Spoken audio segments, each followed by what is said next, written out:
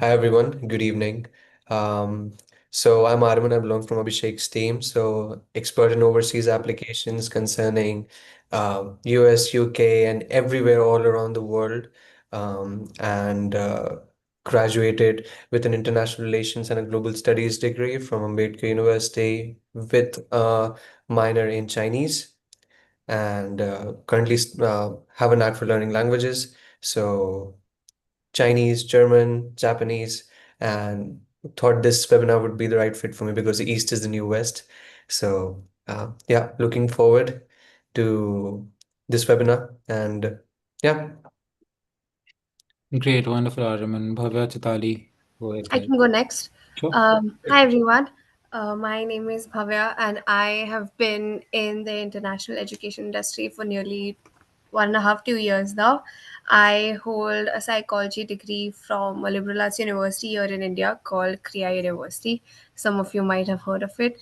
Uh, Apart from that, I hold my expertise in doing overseas applications for US, UK, as Ariman also mentioned. And I think this webinar is extremely important for this application cycle, especially, and from moving on from here, because more and more people we're seeing are interested in exploring new locations, especially those in Asia, Southeast Asia, like Japan, Korea, Malaysia, Singapore. So yeah, I think this webinar is going to be very interesting, and I look forward to it. I'll also quickly introduce myself. My name is Chaitali. I have completed my bachelor's in psychology from Lady Shri Ram College for Women, Delhi University. I have been in the higher education landscape now for about 4 years. I worked 2 years for a UK university as their India advisor. I was handling the India market for them. And since then, I have been working with Mindler, helping students through their applications to various destinations, including Southeast Asia as well. And very excited to elaborate on the opportunities available in the, as Ariman said, with the East is the new West. Looking forward to the webinar. Great, guys, wonderful. I'm Abhishek. I have been in Minder long enough, and I love careers and talent. And of course, international education is a space that all of us want to talk about. Um, just without further ado, thank you for joining again. And I'll quickly repeat for people who have just joined. Any questions, please send to everyone. So in case we're answering any questions verbally or on the text, people know who we are referring to and why we are addressing that particular point. For the sake of this conversation, for the next 40 odd minutes, I want to focus and primarily with the team focus on Asia as a major market, because I know there have been a lot of conversations around what's happening in the international education space. Is not collapsed, it's just changed, and people are looking at a very different set of opportunities, which is great. I think it's always good to have backups and strategy. So we'll just walk you through it. If you have questions regarding other countries, I'm not saying don't ask them. I would just encourage you to just send a message in the group and we're happy in the chat, and we're happy to address those questions later or take them offline. Wonderful. Now, before we begin, can you tell me why do you feel the need for looking at Asia in an important way has emerged? What has happened in the world last few months that everyone's taking a step back and reconsidering international education and international destinations? What are your inputs for that?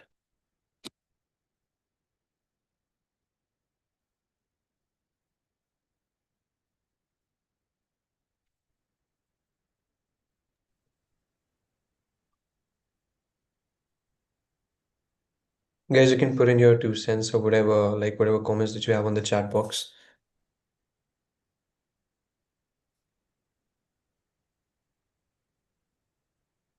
Of course, that's true. US has changes, but guys, remember, I'm not talking about the US alone. Of course, US has taken a whole different toll, but is it only the US that's creating a challenge for Indian students right now?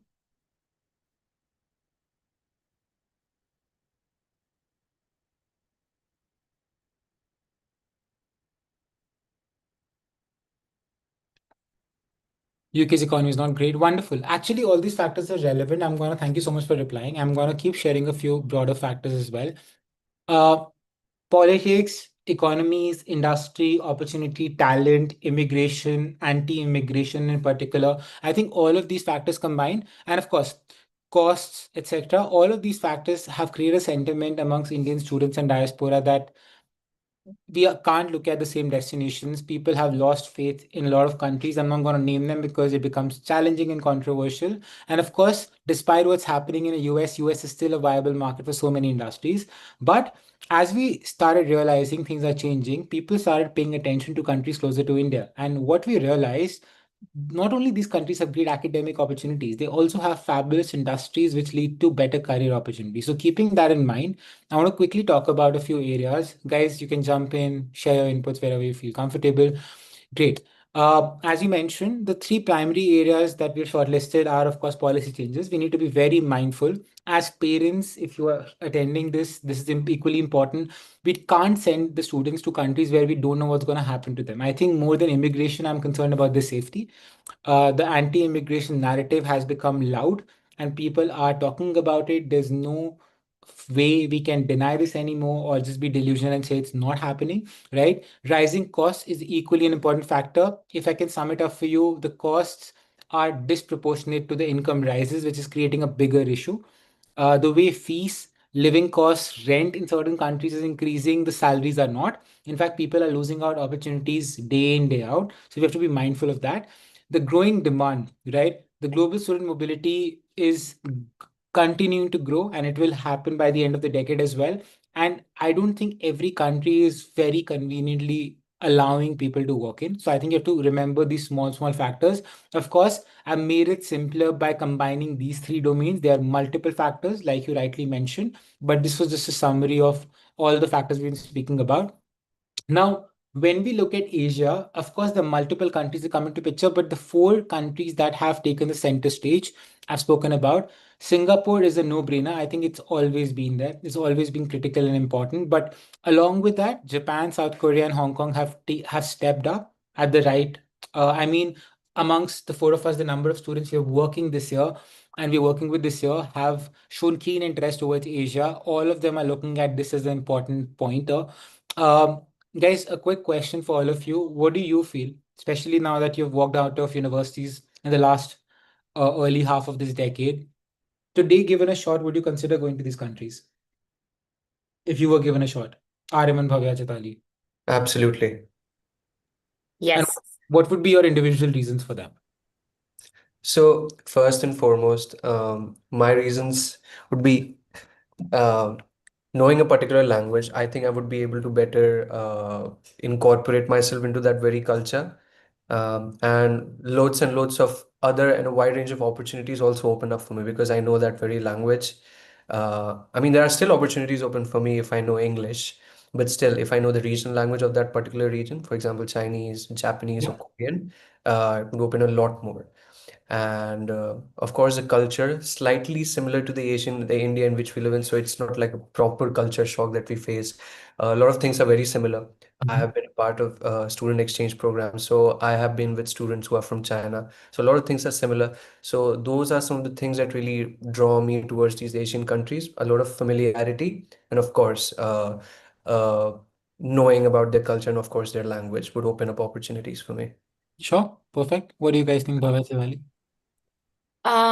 For me, I think it's definitely what Aravind said. Familiarity is a huge pro. Additionally, beyond that, I think there are also like economically viable options, along with the fact that there are ample scholarship opportunities. And personally, it makes a difference for me if the place that I'm going to, the government there is supportive of international students or not.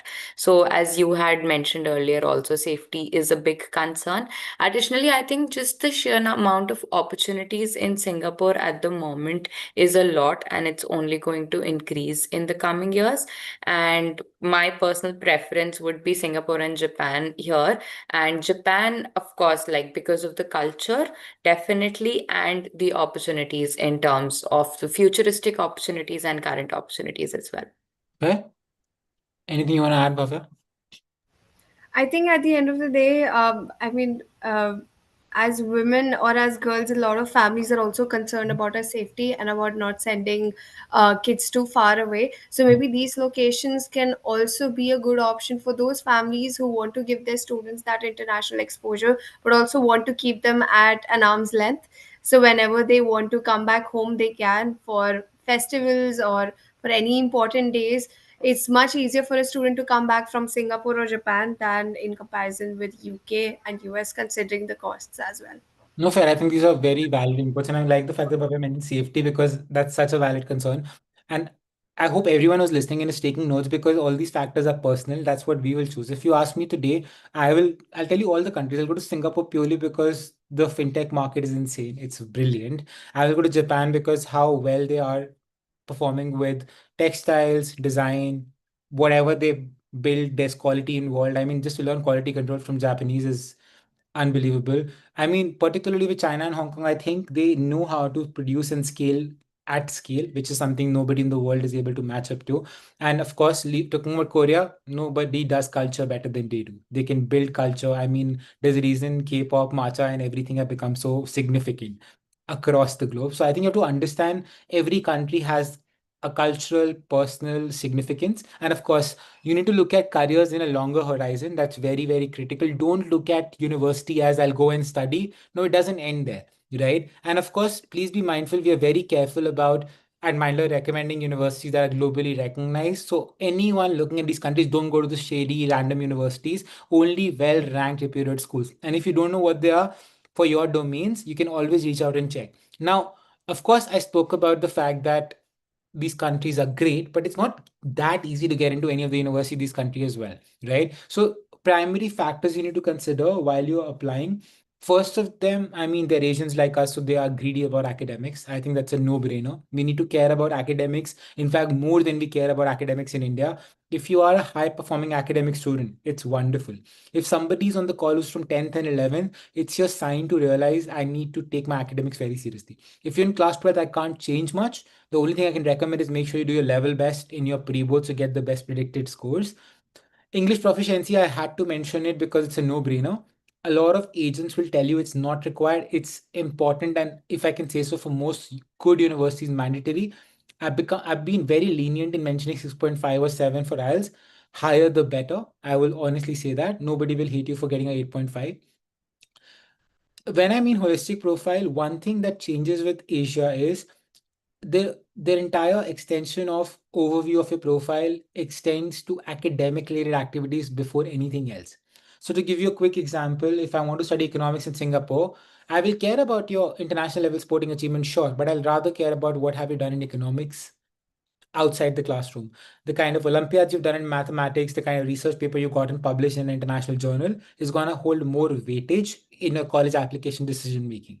So if you're applying to Asian countries, academic scores and academic activities first, everything else is going to complement their application. And if I can go a step further and give you an ideal weightage, I will give 80% weightage to your academic scores, around 15 to 20% weightage to academic activities, and remaining is just an icing on the cake, right? And that's globally the if I have to give you a comparison in US, UK doesn't work a similar way. UK is also a very academic country, similar to Singapore. But when we look at US, most of you are focusing on your profiles. So the slight difference in your academic edge, so be mindful of that.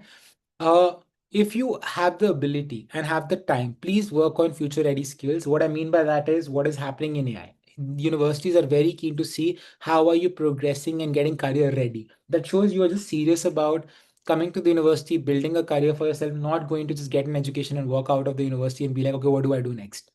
Showing sincerity is better than just writing in an essay that, okay, I will do this. Show me you're working towards that. I don't believe in using fancy words to address a particular story. Rather, prove it to me that show me evidence that listen, I have been working on this. I'm work in progress instead of I will be doing something. I don't trust that will you be doing it or not. And when I mean university officers, right? So they're very mindful of that. Talking about, I would like to add one more thing to this. I would want to especially mention about China and also this very academic nature of assessment that these Mhm. Asian countries do facilitate. I mean, for China, for home students, for like Chinese students, there's this exam called Kao Kao. which is a nationwide entrance exam for each and every university in China. So we don't have to give that. So the only thing that we can reflect on our profile that directly correlates to the Gaokao exam, which is extremely hard, are our academics. So Asian countries do emphasize a lot on academics and academic related activities. So yeah, that's all I wanted No, to add. that's important, I think. And language, because you brought it up, I think even if a lot of countries that you're talking about are offering courses in English, barring Singapore, if you're looking at going to Hong Kong, Japan, or Korea, I would honestly encourage you to start picking up languages. Even if you're in grade 12 now, you should plan out the second you get your admission, before you go to college. The bare minimum you can do is start picking up languages. Even if countries are welcoming you and saying that, listen, you have English speaking courses, you will not get opportunities easily. Exactly, because we are Yeah. talking about sustainability, right? Not just getting into a college. Yeah, I think that's the point. And also, I feel it's a sign of respect. The fact that you're walking into a different country, that's the bare minimum you can do. I mean, if somebody comes to your house and doesn't follow a similar culture that you have, we don't like it, right? It's a similar feeling. And I think it's always important to appreciate cultures. In fact, I'll also go and say not only languages get fluent in the culture, right? You have so many shows, movies, read about it. It just makes it all the more comfortable for you to settle in. People lend a helping hand when they see you making an effort, and people are kinder than you think. Most people are. So I feel when I meet a lot of Indian students studying abroad, they're like, okay, nobody's helping out, but are you making an effort so that somebody can help you, right? We can throw Sachin out. That's completely fine. Okay. When we are here, cost, of course, I won't dismiss the fact that these countries are not that cheap, right? All the Asian countries also can be expensive. So I have taken a very basic metric. I'm not looked at the fanciest universities around the globe, but when you look at a cost comparison, it's very evident where does the cost stand for. Right. So please understand, and this will not be for all the schools. I've taken a generic average and it's in US dollars. So be mindful of that. You can spend some time, look at it. I can promise you one thing: Asian universities, in terms of academic costs, are way more cheaper and affordable, if I can use that word, than most international schools in the US and UK. But cost of living depends on the country you're going to. Singapore's cost of living is as much as London or New York in most cases. So be mindful of that, right? If Netherlands has a housing problem, it's not that easy to find a house in Japan for an Indian student as well. So you have to be very mindful when you're looking at countries. I'm telling you all the things that are important for you to know and keep it in mind. It's not a way to discourage you, but to give you a disclaimer. I mean, we have kids every year going to Netherlands, but Netherlands has the worst housing crisis in the world, right? Last year we had 14 kids who got in, only 9 were able to find housing. 5 of them couldn't go. Like, that's a fact. Correct. So to also remember costs, accommodation, living, culture, I can go on blabbering about it. It's not required, but keep these things in mind, right? Uh, okay. I feel this is the most important factor for me to be looking at. I think all four of us touched upon this initially, but these are again four core areas you need to consider. One, of course, the tech industry boom. Even though we're talking about US primarily launching all the companies, the talent is coming from this part of the world. We have been supplying talent to every far corner of the world, and that's true. If you look at the leading global tech companies, I met one of the really crazy tech founders who's 31, sitting at a almost $10 million valued company. He just started 1 year ago, an Indian founder building a company in the US. And that's the point. That's how exciting the Asian talent has been. And after what happened with H1B visa, we all read that's why he's gone back on his word and said, no, it's not for people who are studying here, because they realize the second Indian and Chinese students step out, it's going to make a big difference to the economy, right? So they have to realize over time. But it's good for us. Talent stays home, talent stays in the continent. So tech boom can also happen here. When we have the talent, when we have the capital, we can build here. Financial services, I feel UPI is one primary example, and India is a starter for that. But if you look at Singapore and Japan, fintech has been core to their muscle as well. So I feel when you're looking at working in finance, that's where Hong Kong was the ideal route to get into HSBC and investment banking back in the day, where people stepped in, went to Hong Kong, built banking careers, moved to the UK and US internally, because getting transfers was far more easier than getting into other countries and getting the right kind of jobs. I feel industry connections, because most of the major global giants have some shape or form of presence in Asia, right? Singapore, Tokyo, Shanghai have, and even Seoul have major headquarters, right? So you have to understand that you can still build fabulous careers. You can network a lot. Go on LinkedIn and check what I'm talking about. You'll realize Post-study work visas ranging from 2 to 3 years, depending on the skills. Even entrepreneur visas are available. So go do your math, not only for your university, but beyond it as well, right? Some of the key initiatives in all the countries I've listed down here, these are few of the many. These are the four that are closely known and followed. Singapore Smart Nation is a template that our GCCs are being built on and revised on as well. South Korea's boom in gaming has reached Bangalore. Every South Korean gaming giant has an office in Bangalore now. That says our exchange possibilities, talent, mobility is very critical. Uh, I don't have to even bring up Japan. We already understand the power the country holds. Hong Kong, of course. If you don't want to operate in the pure Chinese economy, Hong Kong is a mini economy operating out of it, and we can actually build a future there still. And I know a lot of parents back in the day were skeptical about the political scenario. It's become far better. In the last couple of years, it's back to what it used to be. And Hong Kong has always been a great destination for Indian students. It's not recent. It's been over for over a decade now, right? Um, okay, let's decide to zoom in. Before we talk about this, and these are some examples of our students we've known and who are studying in these places. Anyone who's looking at applying to these universities this year, or is working towards this. I want to do a quick example or share a quick example. Anyone who's interested or is planning to apply to these countries this year or already working on the applications. Okay, I see some people raising hands. I'm assuming the answer is yes. Now, let's assume how do we go about working towards the applications, right? Let's say I want to apply to engineering. Now, what kind of schools can work? I will simply request to think about A, do I speak the language? If today I don't speak Japanese, Korean, or Chinese, my first destination is Singapore. Hong Kong can be second, but I would honestly start thinking of learning a language second based on my academic record, which countries am I eligible for and which universities? Because if you don't have these two factors, half the battle's lost. But if you have higher 90s, good scores in IB and Cambridge, and you are capable of applying to an NUS, into University of Tokyo, HKUST, or Seoul National University, right? Or KAIST for that matter, all the schools that we're looking at, then you go on and be like, okay, what else can be done in making a stronger application? But these first few factors make your screening so much easier. Second, I know rankings can be tricky, but if you really want to go check it out, I will say go look at the Mindler portal for every course we have put across university rankings and the recommended schools. Or QS is an easier bet to follow, at least to figure out which countries work. In fact, I can just screen share and show you something very quickly so you have a better idea how do you look at rankings as well. Uh,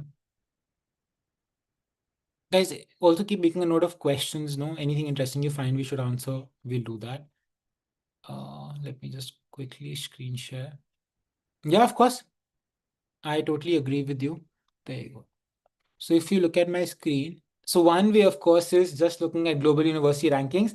And I'll encourage you to make an Excel table while you're doing this for yourself. So let's say I'm looking at overall university rankings in the world. It's that simple to look at the first set of universities for yourself.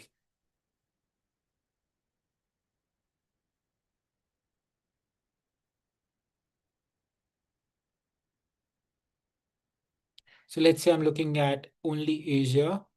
There you go.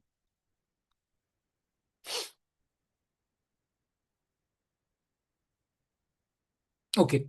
Now, of course, I understand NUS and NTU and University of Hong Kong, HQST are popular, but if you go further down in top 100, you will find surprisingly at least 20 schools, which is unbelievable. That was never the case. Asia has actually become a store bet for internationally recognized universities, which says a lot about the recognition.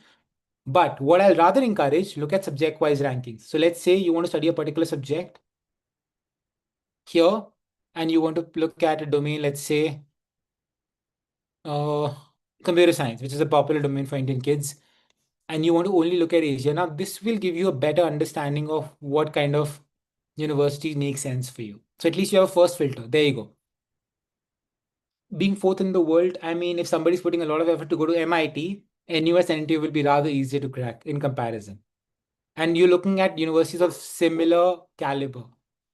In computer science, under top 50, do you see the number of Asian schools? Guys, do you realize this? That's what I'm trying to tell you. And most Across. of them are in China. Yeah, that's interesting. That's why they're building out of it, right? Now understand.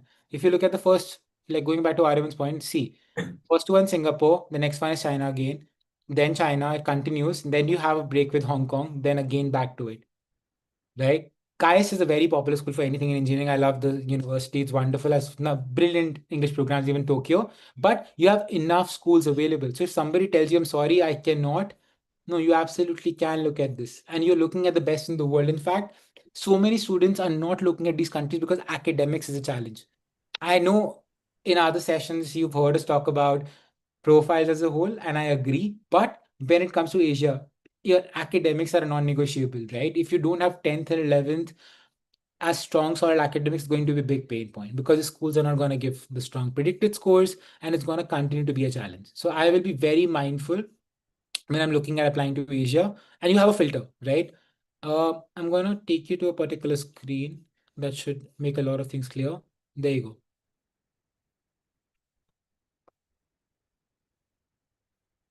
Here you go. Take a second and just have a look at this. Of course, these timelines can vary a little bit and you can play around with them. But this is basically keeping in mind that Singapore, Japan, South Korea, Hong Kong follow. This is an ideal way to approach this. This is for somebody in grade 12th right now. So if I'm in class 12th or starting class 12th, ideally students who will be entering class 12th in March next year, this is an ideal bit. Of course, you know which class you are in, you know how to plan this better, but you can keep a timeline like this in mind. It can get more specific. To give you a broader idea, most of the universities in Asia will have deadlines in February and March. Early deadlines can be as early as December for scholarships, and you should look at them. In fact, all our kids will be submitting applications to these countries latest by December. Before Christmas, we get the work done for these countries. So that's what I'll recommend as well. Of course, make sure you are trying to reach out to universities you want to apply to through LinkedIn, through career fairs, whatever the best approach for you is. So if Sign you, up for the newsletter as well. of course, Yeah. thank you. I think that's good advice. So I would say LinkedIn, newsletters, university websites, make sure you're following any and everything, right? Uh, Asia, it's our decade, to be very honest. Some of the advantages you've spoken about, I think I've just listed them here, so I don't want to stress upon them as well. Um, Instead of doing anything here, I want to quickly take you to a website and show you like how do you navigate and what kind of programs are available.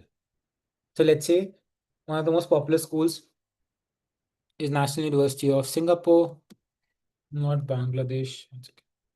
Here. So let's say, and by the way, I know Singapore is a great country. Even all the Asian countries are great, but their websites are not the most convenient. So don't get overwhelmed. I mean, we still struggle with them after so many years. So, right. But I just wanted to pay attention to the kind of courses they have available. I'm going to pick up a couple of websites because we have the time. So let's say I want to study undergrad at NUS, which is one of the most popular schools in the world. Now look at this. Where are the programs here?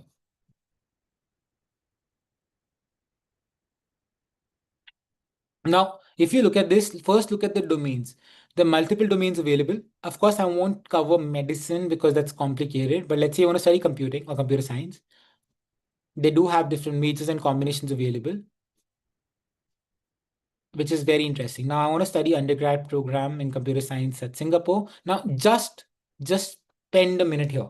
With computing and computer science as well, there are so many options available. I can have a degree in AI. I can do a degree purely in engineering. I can do a degree in BA. I can do a degree in very popular program, business artificial intelligence systems. I would sincerely encourage to go read up different subjects. Maybe I walk into a university website thinking I'll do computers, but after exploring the options, you have a better course available. So don't dismiss or be like, I'm very certain. Don't be till you look, right? You have options of doing double majors, which is very interesting. So let's say if I'm looking at NUS computing, I have an option of looking at different majors available. There's eligibility given for them as well. If you spend enough time, you can get all the data available. That's all I'm trying to show it to you. Second major, there you go. Program structure, everything is available from the cost, credits, everything you can possibly need, right? So spend some time understanding this. I also want to show you something which most people also, SCTs are not a mandatory thing for Singapore. I don't know who has given this idea to a lot of people. It's not. It was used to be, but it's from the last few years it hasn't been. So I will sincerely encourage you to not listen to random people. Um,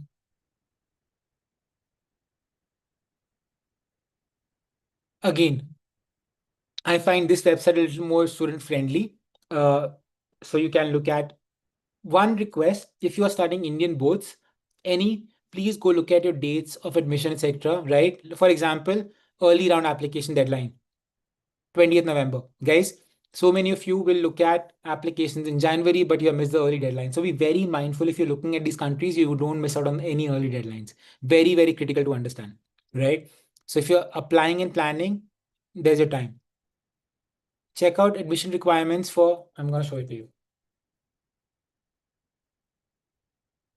It's going to be by, please don't trust this. This is too less. This is eligibility. As you go along, there you go. If you're looking at science, a particular subject, you have a different guide. Guys, every single thing is broken down. This is very helpful. Go download the application guide. It's very helpful. There you go. So I would say spend some time going through details. The entire application demo is given to you, which is wonderful. I'm just showing you these things which are existing, but we don't find them. We don't spend time doing it. This is all available. Trust me, I have learned this way as well. I'm sharing exactly the same.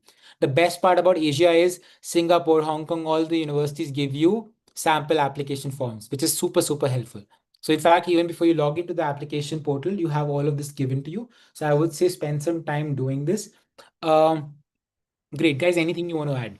Abhishek, I want to add one thing. Please, please. Um it's really important when we're talking about college. It's really important to get into the habit of writing mails to admissions officers, because sometimes not we need to understand that not every university will invest that kind of energy and effort into maintaining a proper website. Sometimes a lot of information is not given on websites properly, and it's really important to get into the habit of all. This year we were facing a lot of problem with a student who had, I think, applied math, and she wanted to do economics, and we were able to understand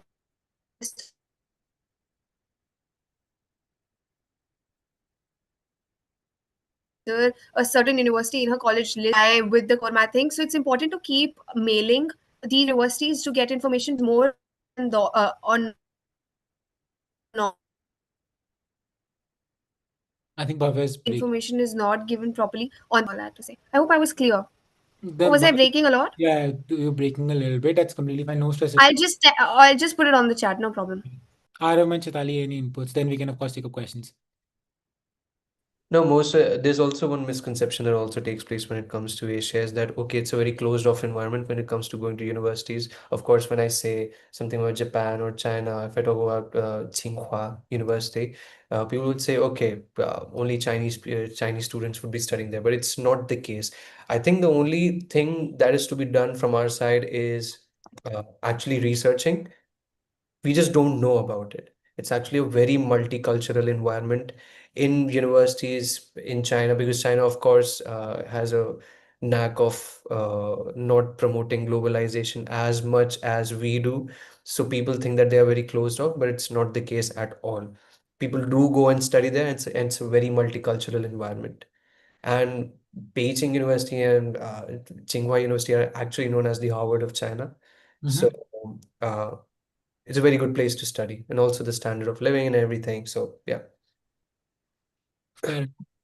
Great. Just Good. one more thing I would like to quickly add is that since I've seen this myself also with the students that we have and peers and colleagues as well, that employability is a very important thing for us whenever we are considered, and rightly so, because as we say, return on interest and return on investment needs to be there whenever you're thinking about like a master's degree or a bachelor's degree abroad.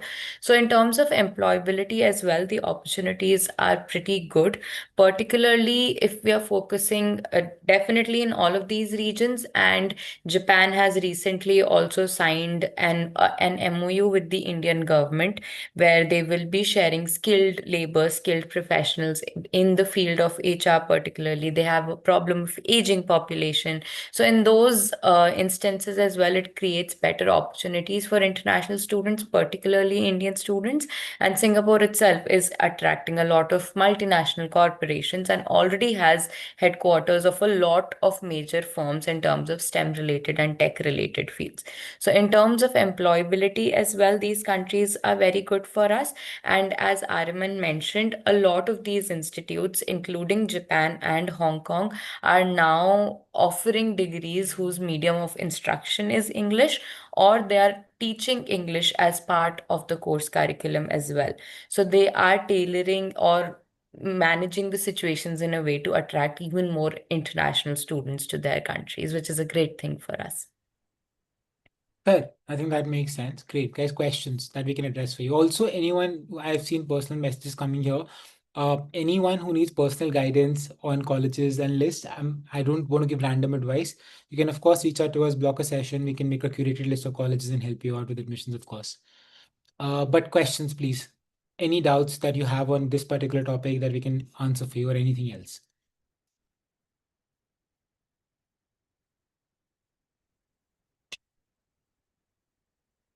The students, any work is also. Yeah, of course, Rahul, you do get student visas. I'm getting a few other questions directly, so I'm answering. 2 years to 3 years is an average duration, depending on the university and the course you finish, but 2 years at least. If your grades are triple C, don't apply to Asia. My humble request. You shouldn't. You should look at alternatives in India. Uh, Kavalpreet, why not? Depends on the domain you want to get into. Of course, you can do an undergrad in Asia, whichever country or university you're looking at. And you can, of course, go, but only to France, depending on the industry. Let's say you want to study textiles in Japan and go to France for fashion design after or something, that'll be brilliant. I mean, you're going to the best countries possible for that domain. Or Japan for automobile and Germany for automobile after. I mean, couldn't get better, right?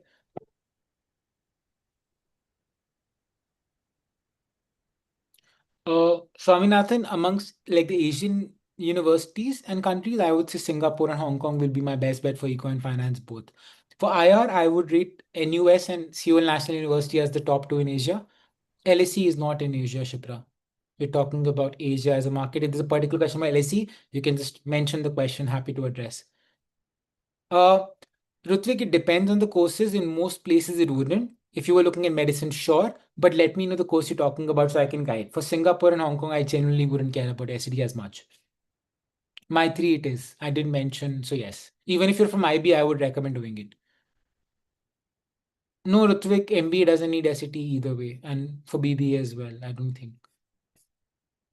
It's a requirement. Rutvik, can you please put the message in the chat about the email and how they can connect with us? Guys, you can all put your email IDs in the chat box as well. And guys, you can connect with us on LinkedIn. You can find us with our names, easy people to find, and write emails to us if you have any doubts, of course. Chital, you can make a note of Rutvik's and Maitri's emails as well, and we can reach out to them if they need support, of course. Sure. But a very critical, very tricky question. I need to know your entire profile and what you want to study to guide you better. For certain courses, covered breathe, yes, not for all the universities. They are making things easier as well. So,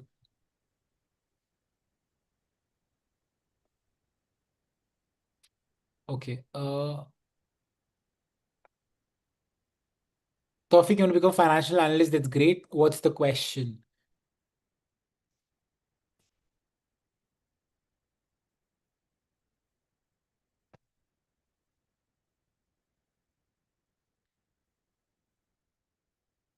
Mm,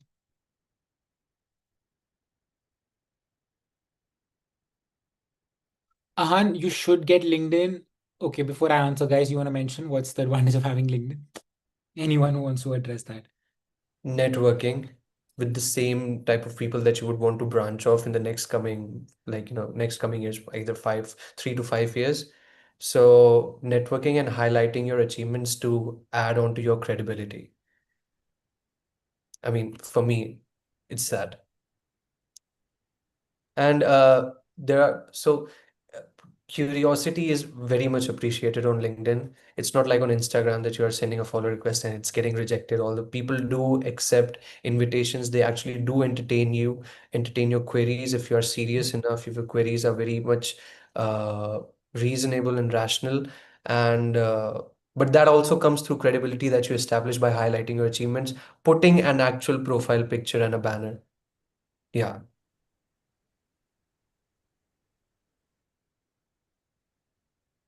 Additionally, I think it also helps in having like domain awareness, like expertise you build over time, but just knowing what are the thought leaders within your specific field talking about what are the issues being faced by your particular domain and how the happenings around you affect your domain. That can be, and a certain nuanced thinking in terms of incidents it's very helpful to go through LinkedIn in order to develop that. Um, so V. Swaminathan. So it completely depends upon the bandwidth, sir or ma'am. Um, so it's not as in that you have a perfect time or a perfect age to start a language course. It just depends upon your bandwidth because learning a language does require a lot of effort because you have to, if you want to learn it seriously, it's not just okay, I have to clear some proficiency exams and I'm good. If you actually want to learn a language, you have to immerse yourself in that very language, create an environment of your own around yourself. So it completely depends upon your bandwidth. So there's no perfect times to start a language. Yeah, agreed.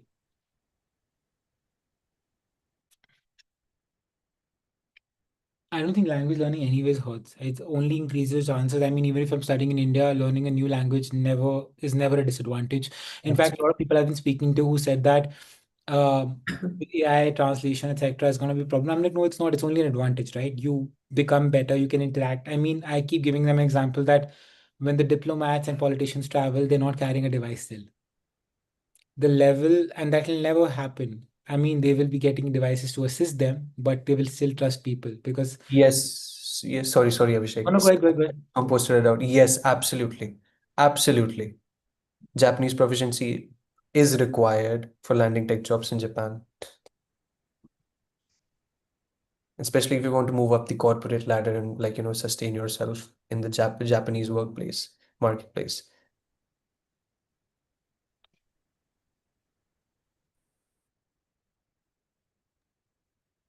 So it's pretty much advisable. Okay, if you want to learn Japanese from India as well, that's good and fine. But what Japan also offers, like there are language schools in Japan before you land a job or go to a college. So that's also one avenue that you can take because studying a language in that very country. So let's just say if you're studying Japanese here in India, it would take you around what would take you 12 months or even 2 years to learn, you will automatically learn it about 6 months in Japan because you are in that very environment. You're forcing yourself to speak that language. Uh, Business, you can reach out to us. You have our IDs. Happy to discuss and help you out. Tawfiq, we need your profile. What you want to do? There can be multiple schools. You may send me your grade, so I think it's a longer conversation. But top of my head, if you have mathematics, I would say NMIMS, Delhi University, Shahid Sukhdev College of Business Studies, Symbiosis, Christ, Ashoka, Azim Premji, Shivnadar will be some of the good schools I can look at. I am Bangalore now in particular. So these are really good schools. I'm giving a very random advice because I have no details about you. So I hope this helps. But great. I think we appreciate your questions. I'm just seeing that if I missed any in Q&A. Uh, Work-life balance for tech jobs in Japan. So this is one thing that I've been noticing, from quite a long time. Work-life balance is sort of very messed Issue. up in Japan, I would say. Yeah, it's question. Because the modern culture coincides with their ancient culture, that too incorporate. It still exists. So the hierarchy, everything, it's very rigid. And also the working hours, you're expected to stay beyond working hours. So the work culture in Japan is sort of like quite hectic. For Japanese, they are taught from the start only that okay, you have to work really hard. So in India and also in other countries, when you are in corporate, when you are like, doing a job, it's like, okay, I would see my own personal benefits. Okay, I would climb the corporate ladder. In Japan, it's a completely different philosophy. If you work in a company, you work for the company, you work for the profits of the company, you are just a contributor. You are not just like, okay, I'm on my own. So you have to keep that in mind. The work culture in Japan is sort of, I wouldn't say messed up, but it's very rigid, full of rules and regulations. You'll get a huge culture shock in Japan.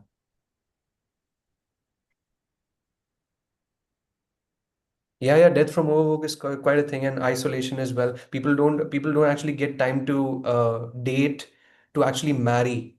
So there are actual businesses in Japan that allows you to pay to have a family for an hour, or to pay to have a wife, pay to have a gimmick weddings or sort of like that. So yeah, it's actually true. Okay, great. I think average. First of all, I have a challenge. Araman has mentioned and addressed most of it, but guys, you need to understand this. This is a very industry problem. I don't think people working in finance and tech have a good balance anywhere in the world, but they love what they do, and that's why they enjoy what they do. And it's a very longer conversation. I don't want to get into that. Uh, a little bit, Joita. In certain universities, yes, I won't deny. For certain universities, they certainly do. Uh,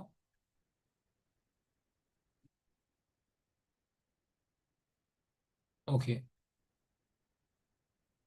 No, Soham, it's not that gloomy. I mean, most countries, Bina, that we're speaking about 2 years, so it's a 24 months, is the average stay back for most places we are considering. And that's the average bit around the globe today, to be honest. 24 months is what the metric has been. We don't have too many, so depends on the domain, right? Like Singapore doesn't have too many designs, so it's majorly LaSalle and Raffles. Architecture, though, is a good domain to consider in Singapore, NUS and NTU both. If you're looking at textiles, animation, graphics, I would say Japan over any of the Asian countries. Absolutely. They have scope, they have opportunity, everything. Uh, Anime is the product, so I think that. Creative careers also include, like, the comic books, that also the figurines, um, but also you have to keep in mind the bias that comes into play when it comes to employability. Mhm. So when it comes to mangas, when it comes to animation, anime basically, there's a lot of bias. So most of them will hire only Japanese people. They also outsourced animated stuff to people all throughout the world. So it's not like a particular thing. So yeah, fair. Japan, also gaming, Bandai Namco, Wii, and all of these Yeah, things. Nintendo, all of the companies have Yeah, Rakuten, I would say. Other than that, also automobile design there as well, very critical and very important. We also looking at, we can't forget Korea for tech. Please understand, right? Major tech companies that we all use in India are all Korean companies. Cosmetics and design are yeah, events. cosmetics. Events and design is also something that Korea has taught how to literally enable around the world. So design is a very broad definition. So I think yeah, there's enough scope. Okay. Any last questions? I think Aradhya, I'm sorry if I'm pronouncing Aradhya or Aradhya, choosing universities, regardless of them being on the western side of the world or on the eastern side of the world, the process is still the same. You need to have in mind, like, the careers, of course, where you will be in the coming 5 to 10 years, and the course that you're opting for. And yeah, the employability, the return on investments, it remains the same, to be honest. Yes, it is a very evident fact in all Asian countries, to be very honest. It exists in India as well. So let's just imagine if an Asian, like a Chinese or a Korean, is coming to India. I have heard people talking Yeah. things about them in a way. So racial discrimination exists. But one second, where is it not happening? The entire, and guys, it leads from an anti-immigration semantic. I think it's happening every country. That's why we're talking about Asia today, right? I'm gonna take up this last question. I think and then of course you can reach out to us. Uh, okay, this is Ram. You need to reach out to us and happy to address. But the good part is if you're sitting for CLAT, ALET, Simbi and Christ exams, your grades are not going to matter as much, so you're completely fine. I wouldn't worry too much, but we can make a list depending on what we need to do. It's a longer conversation we need to have with you. But thank you so much for joining in. I really appreciate it. You can drop us a mail with the specific queries if you need further help. Happy to block sessions for you. We can do that. You can connect with us on LinkedIn, drop email IDs, but appreciate you guys joining in. Commerce as well, I think Ram stays the same. You can give multiple entrances and get through. So yeah. Sure, you can write a mail, tell us a query, and we'll block a session. It won't happen right now, of course. Great. Perfect, guys. Thank you so much. Thank you, guys, for answering all the questions. And we look forward to having you in all the other webinars. Have a great day. Thank you, guys. Thank you,